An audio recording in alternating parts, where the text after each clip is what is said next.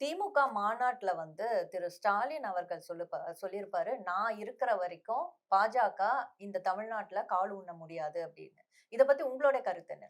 இதெல்லாம் ஒரு மேடையில் கீழே இருப்பவர்களுடைய கைத்தட்டலை வாங்குவதற்கான பேச்சாக பார்க்கலாமே தவிர, அப்படியெல்லாம் ஒரு இருமாப்போடு அவர் இருமாப்போடு பேசினார் என்று கருதவில்லை. இதைப்போல இருமாப்போடு பேசியவர்கள் எல்லாம் அரசியல்ல தோல்விகளை தழுவி இருக்கிறார்கள். திராவிட முன்னேற்றக் கழகமே மோசமான தோல்விகளையும் தழுவி இருக்கிறது. சிறந்த வெற்றிகளையும் பெற்றிருக்கிறது. அதிமுகவுக்கும் அது பொருந்தும். ஆகவே களத்தில் கண்ணுக்கெட்டிய தூரம் எங்களுக்கு எதிரிகளே தெரியவில்லை என்ற பேச்சும் அதிமுக தரப்பிலே முன்னே பேசப்பட்டிருக்கிறது. ஆனால் அந்த அம்மையார் அவர்கள் இருந்தவரை அப்படி வெற்றியை 2வது முறை பெற்று சாதித்து காட்டினார். அது ஒரு புறம். அதே அதிமுக, அதே செல்வி ஜெயலலிதா அவர்கள் தலைமையில் மோசமான தோல்வியையும் தழுவி இருக்கிறது.